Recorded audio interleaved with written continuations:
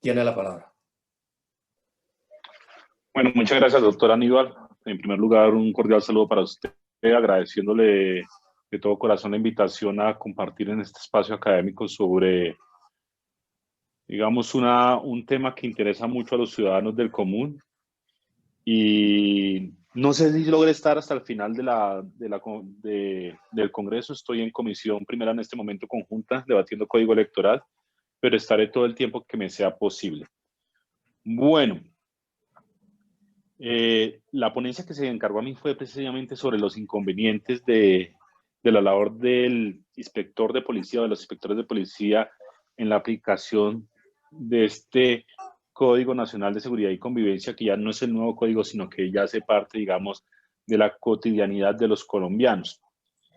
Empezaría por decir lo siguiente: el inspector de policía, las y los inspectores de policía son los garantes de los derechos fundamentales muchas veces de los ciudadanos ante una situación que no es que yo quiera generalizar, pero que es un problema inherente a la actividad de policía, que es el abuso policial o el abuso de autoridad. Y paradójicamente, quienes están llamados, quienes constitucional y legalmente son los garantes de los derechos de los ciudadanos frente a ese problema inherente a la actividad de policía, son poco conocidos por los ciudadanos. Entonces, si me preguntan el primer problema que hay, yo creo que es ese: una labor de una alta complejidad, una labor de una altísima importancia, una labor que está llamada a garantizar los derechos de los ciudadanos y una labor que es poco conocida por el ciudadano del común. Y esto lo digo, digamos, como una persona que le gusta tanto el estudio como interactuar y ver lo que se llama la sociología jurídica, cómo perciben las personas las instituciones. Y muchas veces el ciudadano en común, cuando es objeto de un procedimiento arbitrario, de una multa arbitraria, un comparendo arbitrario, al saber que tiene que ir donde un inspector de policía, eh, por desconocimiento, en la mayoría de los casos, no interponen los recursos a que tiene lugar porque piensa que el inspector de policía es una persona, es precisamente alguien que hace parte de la policía y que no le brinda una garantía a sus derechos. Primer problema. Segundo, eso se advertía desde la expedición del Código de Policía. El Código de Policía instauró o creó una nueva actividad que hace parte hoy en día del cotidiano del actuar policial, que es el comparendo o los comparendos.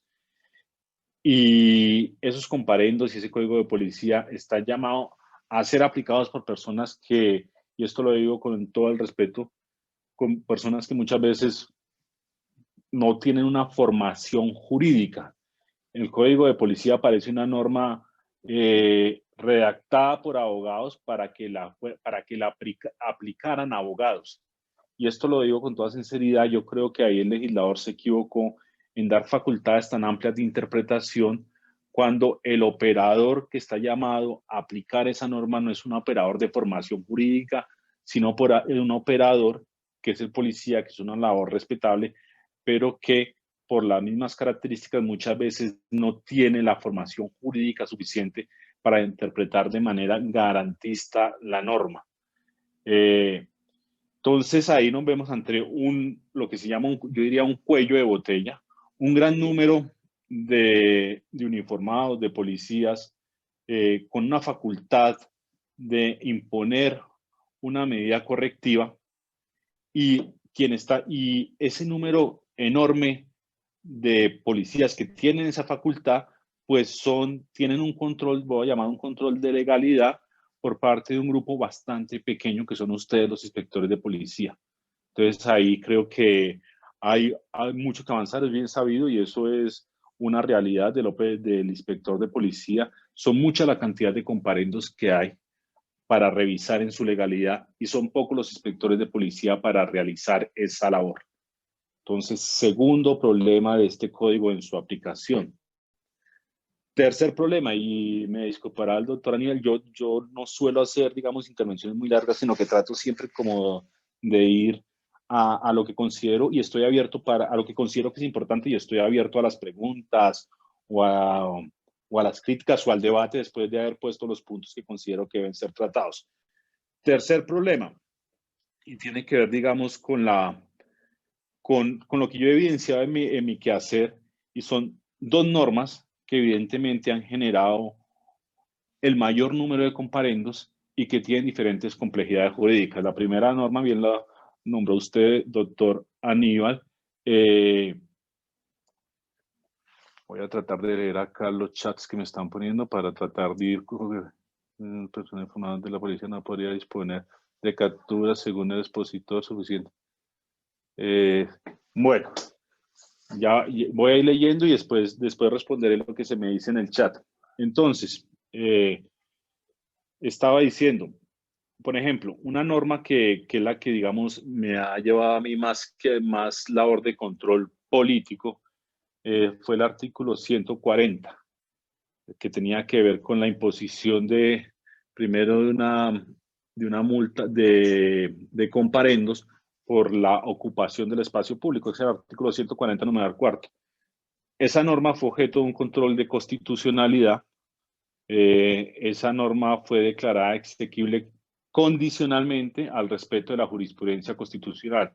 Y acá, en cierta manera, voy a responder respetuosa y tranquilamente a una de las interpelaciones que se me hace vía chat, que dice, según esta posición, entonces, el personal informado de la policía no podría disponer de captura ya que no tienen, según el expositor, suficiente capacitación. Entonces, por ejemplo, yo esto lo digo con toda sinceridad. Lo que tiene que ver con espacio público es quizás una de las temáticas que más se han tratado en la jurisprudencia constitucional. ¿Sí? Y para yo entender lo que es la jurisprudencia constitucional aplicada en lo que tiene que ver con el espacio público, pues tuve que recibir una formación de abogado. Y esa formación de abogado me hizo leer a mí todas las sentencias de la Corte Constitucional sobre espacio público.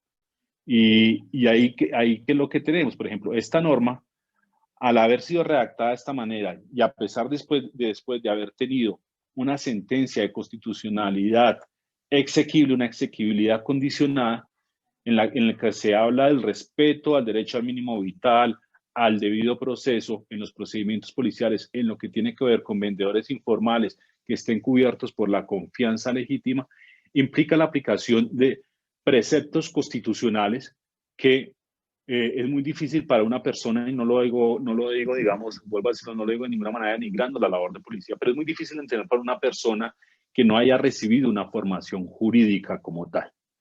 Y entonces ahí vemos que quien está llamado muchas veces a ejercer el control de legalidad sobre ese comparendo, pues tiene muchas veces, y eso depende mucho de la administración de las diferentes ciudades o municipios, tiene un sinnúmero de comparendos que son manifiestamente inconstitucionales, ¿sí? Pero que siguen llegando porque muchas veces hay una directriz del alcalde, del municipio o de la ciudad de imponer ese tipo de comparendos como autoridad administrativa policial.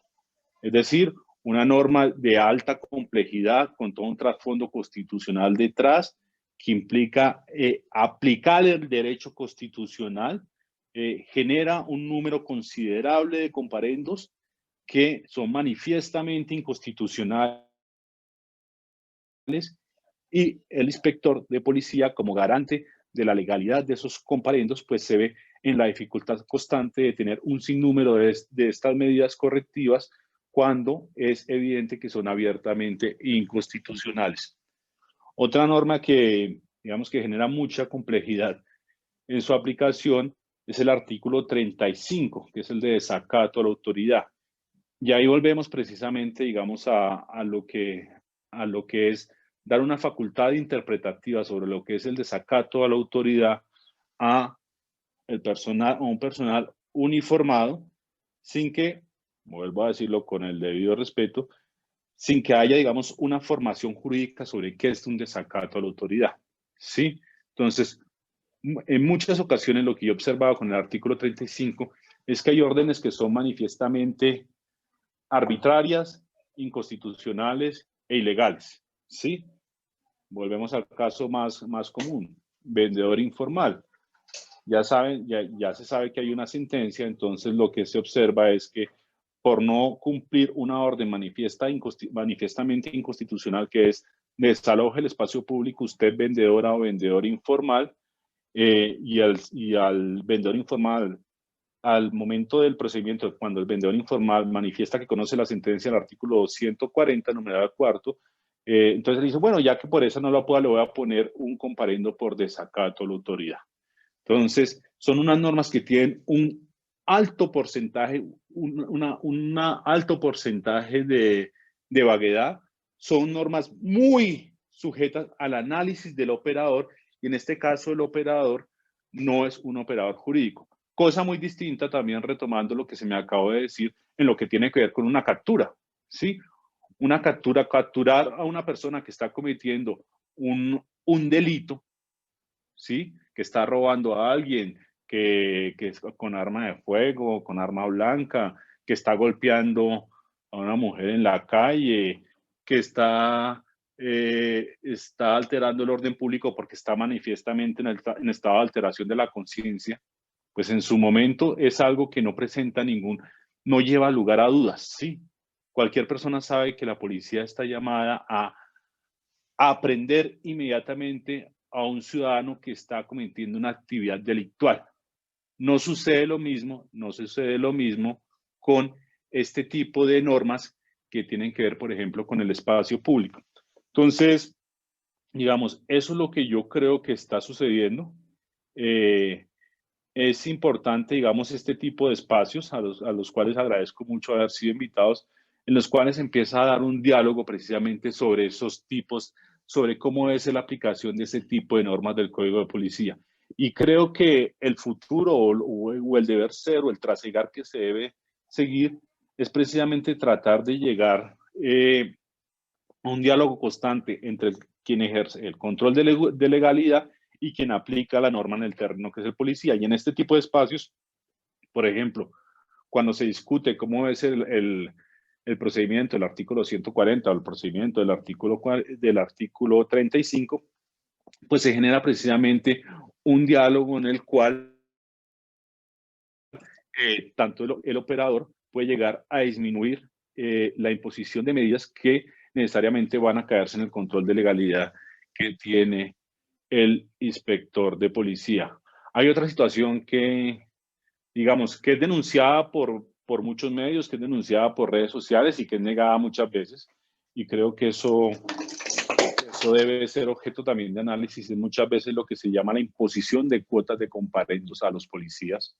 Eh, hay diferentes denuncias sobre esto, y creo que también imponer desde los mandos medios una cuota de comparendo a los policías genera evidentemente, no es que puede, no, es que genera evidentemente la imposición de medidas correctivas que tienen una alta probabilidad de ser ilegales.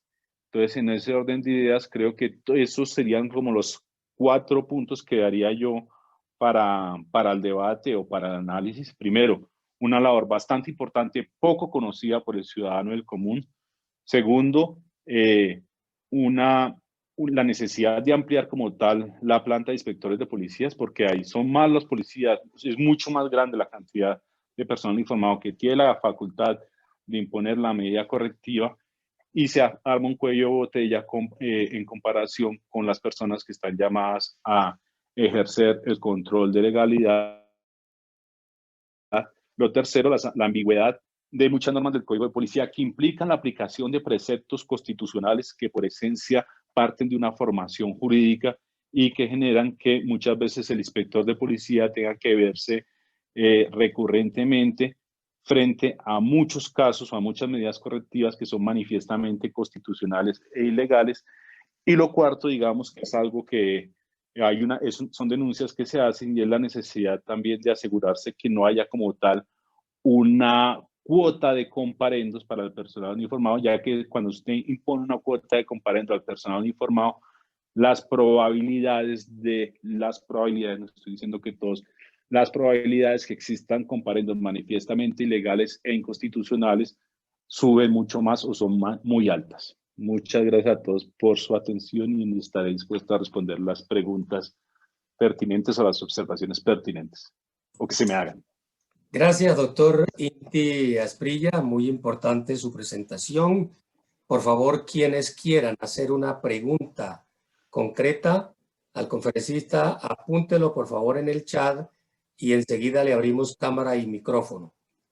Mientras tanto, doctor Inti, unos ligeros comentarios. Uno, ciertamente aquí la responsabilidad del operador jurídico, el comandante de estación, del subcomandante de estación y de los inspectores e inspectoras de policía es importante.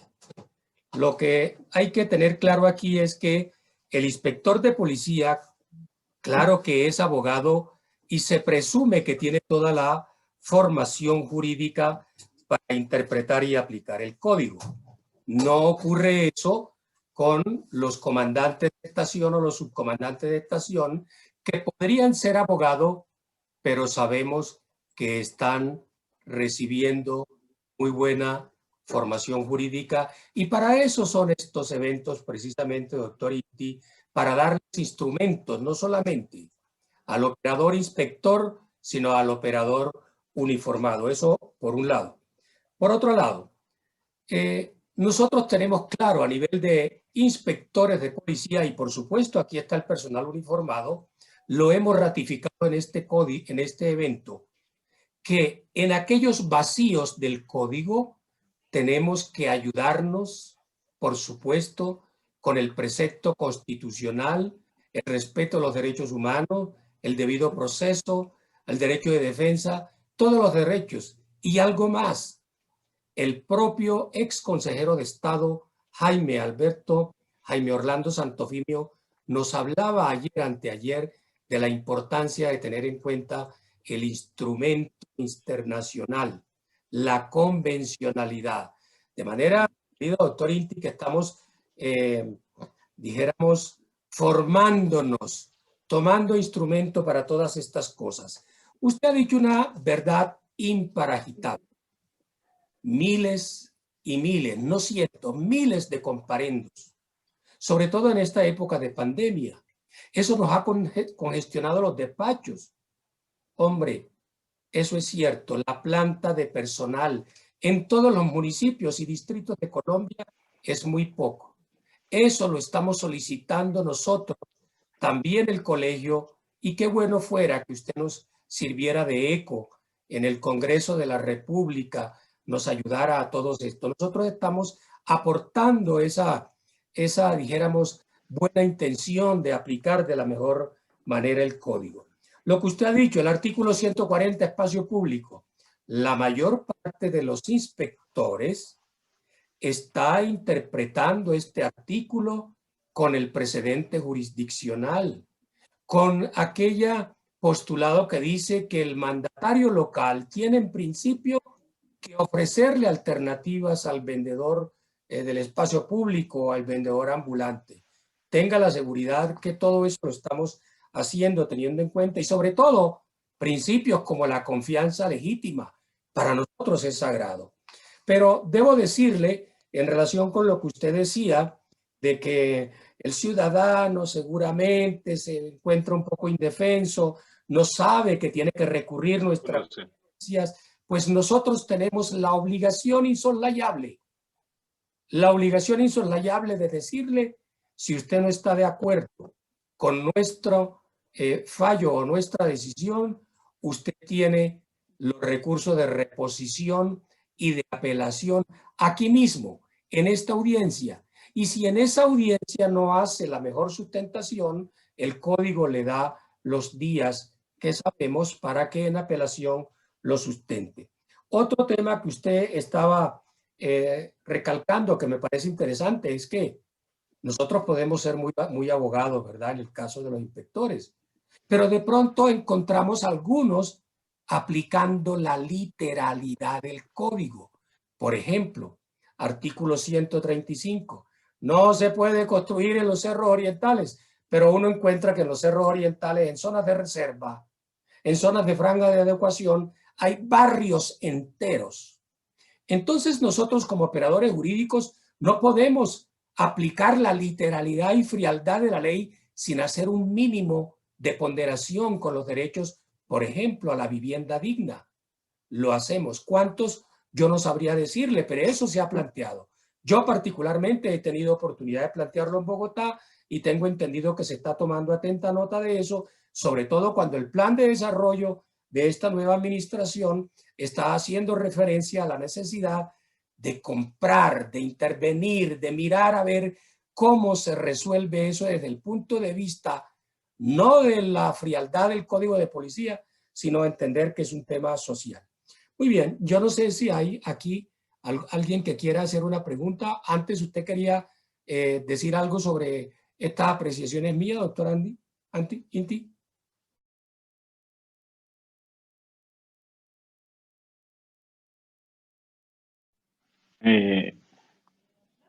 Listo. Muchas gracias, doctor Aníbal. Sí, yo simplemente, digamos, que quería hacer la siguiente precisión. No quise decir yo que el ciudadano estuviera indefenso frente al inspector de policía, no, todo lo contrario. Lo que quería decir yo en su momento es que muchos ciudadanos considera cuando es objeto de un procedimiento policial que puede llegar a ser arbitrario y cuando se entera que eso lo debe recurrir ante un inspector de policía, muchas veces por desconocimiento del ciudadano que no comprende precisamente lo que es la labor del inspector de policía, desiste de hacer uso de las herramientas jurídicas para su derecho a la defensa. Y sí creo, digamos, que es una labor que es importante publicitar, dar a conocer mucho más lo que hace el inspector de policía. Eso porque cuando uno haciendo control político y haciendo acompañamiento ciudadano se da cuenta que tiene que explicarle a las personas que tiene o sea, que cuando uno le explica a una persona que debe poner la apelación ante el inspector de policía y tiene constantemente el comentario que por qué va a poner qué utilidad tiene poner una apelación ante una persona que hace parte de la policía, pues se da cuenta que evidentemente hay un problema de percepción ante la sociedad. Y creo que sí es muy importante en estas épocas, digamos que hay una gran sensibilidad sobre lo que puede llegar a ser los excesos en la actividad de policía, dar a conocer mucha más la labor del inspector de policía, que creo que es una cosa que debemos, digamos, que yo también debo hacer desde mi labor política, pero que también le corresponde al Ejecutivo hacer. Dar a conocer quién es el inspector de policía, para qué está el inspector de policía y en esa manera generar una cultura de acceso a las herramientas y a las instituciones que da la misma ley, que da el mismo código de policía para que los ciudadanos tengan su derecho fundamental a la defensa y al debido proceso. Era eso, doctor Aníbal. Muchas gracias, doctor Inti, doctora Maya y seguidamente el doctor Jairo Cruzco.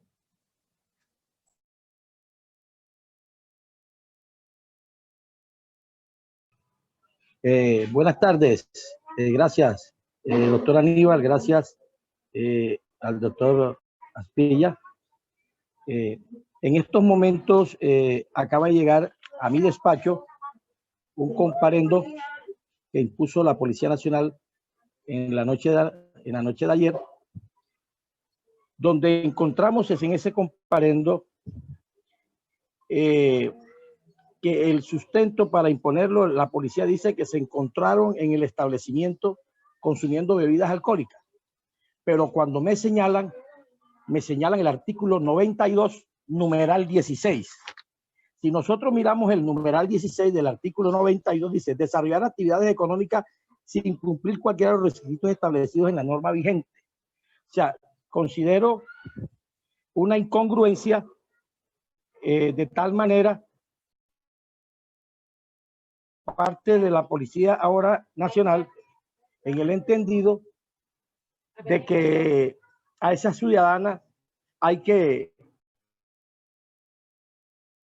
colocarle más días. Entonces yo considero, hablando ahorita y lo que usted está manifestando, doctor, y lo que vimos en la clase de ayer, antes de ayer, el comparendo que me llega sin evidencias. La evidencia es algo fundamental que nos va a permitir a nosotros atender esa situación dentro del marco del derecho y la Constitución y el respeto, porque también tenemos que ser el principio de la razonabilidad y la pertinencia. Ustedes me llaman ahora que es que hay que, como autoridad policiva, yo tengo que aumentarle a esa señora a 10 días. Y yo ahí considero que hay una incongruencia en ese comparendo, teniendo en cuenta que lo que contiene en la observación que coloca el agente de policía no tiene nada que ver con el artículo 92, numeral 16, doctor. Es para despejar la duda al respecto de eso. Y eso en Barranquilla sucede mucho. Llegan un sinnúmero de comparendos con la situación de lo que planteaba ahorita el doctor con respecto a la pandemia, pero no están llegando las evidencias. Entonces, si a mí no me llega un comparendo con una evidencia y está la duda ahí, yo ese comparendo lo revoco. Y lo estoy haciendo sustentado precisamente con lo que usted acaba de manifestar, doctora Asprilla, con respecto a esa pregunta. Entonces, la situación es, y lo planteaban ahorita, es mirar a ver qué pasa, qué está pasando con la policía, con esas imposiciones de los comparendos, porque no podemos colocarle a una persona que está haciendo una cosa y posteriormente señalamos un artículo totalmente diferente. Gracias.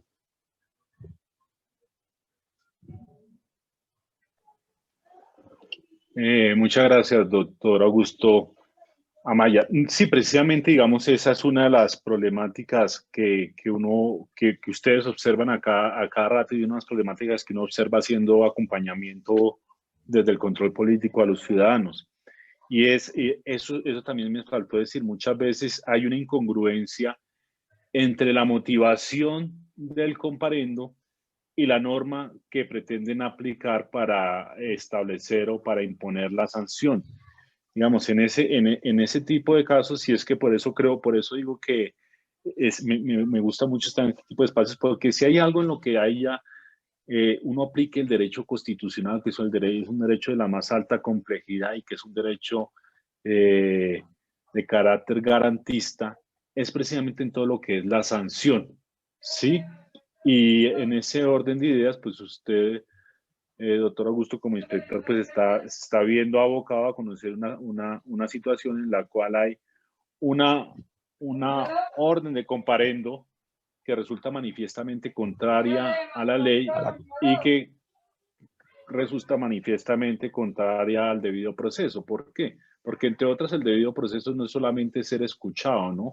Es también ser entre comillas, juzgado o sancionado conforme a la norma conforme a la norma que puede estar que pueda ser parte de la conducta que le endilgan a uno. Y en lo que usted me acaba de dar a conocer, pues es manifiesto que la conducta no encuadra dentro del artículo 92.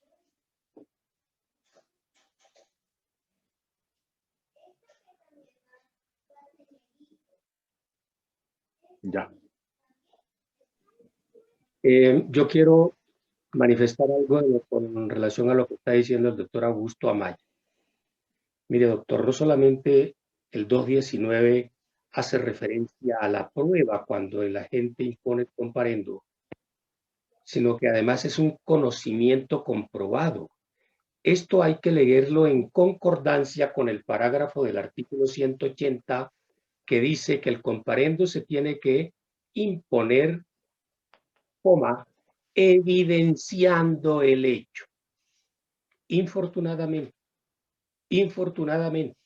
la mayor parte de los comparendos, señores comandantes de estación y subcomandantes que me escuchan, personal uniformado de la policía que me escuchan, con el debido respeto, muy pocos comparendos vienen con la foto, con el video, como dice el código, evidenciando el hecho. Tiene usted toda la razón, doctora Amaya.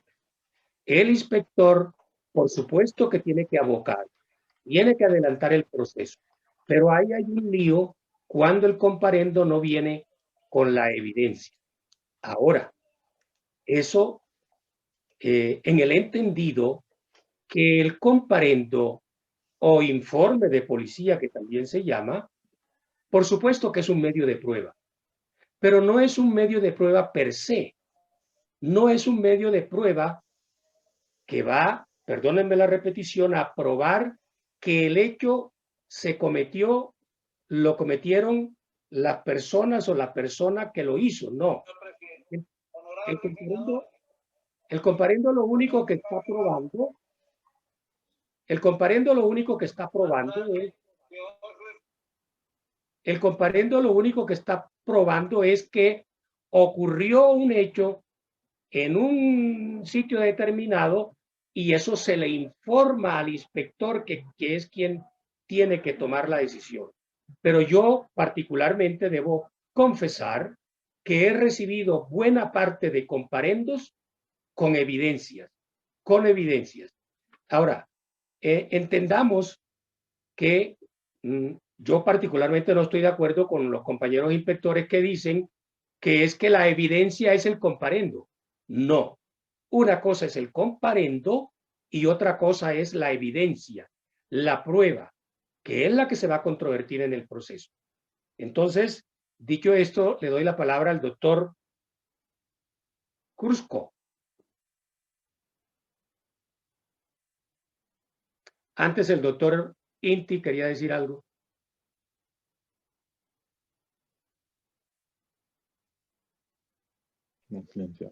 Doctor Aníbal, yo voy a estar pendiente de la conferencia un momento por mi celular, pero tengo que asistir un momento también a comisiones conjuntas ¿para qué? Para votar un artículo muy importante del nuevo código electoral. Entonces, tan pronto acabe de votar, volveré a ingresar, si a usted le parece, pues tendría que hacerlo. Ni más faltaba, doctor Inti. Muchas gracias por su presencia. Con su venia y muchas gracias por el espacio. Estoy muy agradecido, de verdad.